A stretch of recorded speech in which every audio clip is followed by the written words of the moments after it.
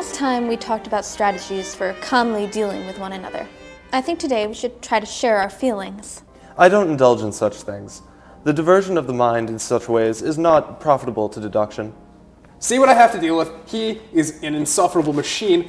I don't even know why I have to deal with this foolish mediation. Go then, Watson. It's not like I begged you to chronicle my successes in your maudlin journals. You see, the man is impossible. Come now, there must be some reason you remain friends. I can't think of anything right now. Come now, Watson, that's not true. You're hopelessly attached to me.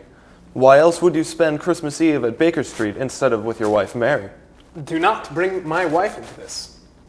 You have a wife in addition to Mr. Holmes? Are you telling me you've been married twice, John? Twice? Twice?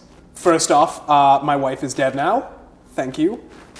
And second, I was married once to Mary. That's not what the scholars say. Holmes, don't start with the speculative literary analysis of my life again.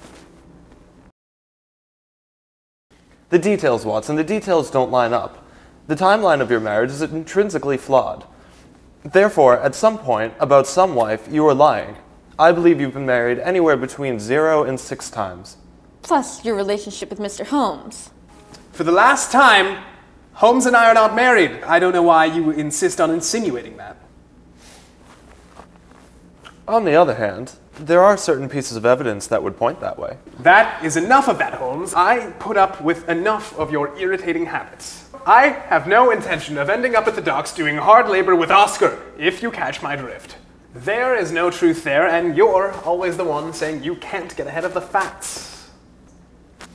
I believe what I said is that it's a capital mistake to theorize before you have all of the evidence. You could get me convicted of a capital mistake. Moving on. Now, we have the facts. Let us examine them. This ought to be rich. Fact the first. You, a supposedly married man, insist on spending an amount of time at Baker Street which would try the patience of even the most loving wife. You call on me for cases. You knocked me up at all hours of the night. Oh my. Oh, shut up, don't pretend like you don't understand Victorian slang. And every time you have come with me, haven't you? Don't you dare take that out of context. Fact the second. You have spent several weeks creating a detailed list on what makes me tick. Well, how the hell else am I supposed to know what my insane roommate is up to? With the foul chemistry experiments and your fascination with tracking blood, you could have been bloody Jack the Ripper for all I know. I hate it when you do that. My dear Watson, I knew you were making that list when it was only set down in your head. The way you narrowed your eyes at any mention of my past as though marking it down tipped me off right away. You could have just asked. Now? He's Mr. Open about his feelings. Did I mention to you that he is bipolar? Very well, Watson. If you're so desperate to deflect your interest in me, by all means, enumerate my irritating habits. Where should I start? You're perfectly capable of playing the violin, but instead you choose to scrape on it. Oh, that is annoying. My son is learning violin. That must be very difficult for you, John. Yes, it is. He is also a bloody drug addict. That's not my area of expertise. I can give you a referral, though. Oh, come on. If I didn't dabble, I'd lose my mind. Watson's a physician. He should understand. I'll add unstable and prone to weeks-long fits of melancholy to that list. He's insufferable to deal with. He considers himself superior to me, and this ought to get you. He has done target practice inside the house. My dear Watson, you do underestimate me. I was able to spell out VR and bullets for our dear Victoria Regina. You don't dislike a bit of patriotism, do you? Says the man who fled the country for 3 years and hid on the continent after faking his death to me. Oh, John, how did that make you feel? It made him feel terrible, is how it made him feel. He quite lost control of himself when I returned and passed out on me. I did miscalculate, Watson.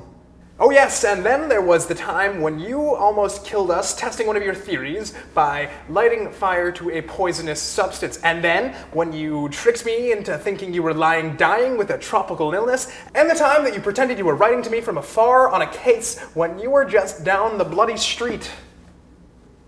Watson, despite what you have written about me being a brain without a heart, I do appreciate you. You're not the fool I make you out to be. You are valuable to me.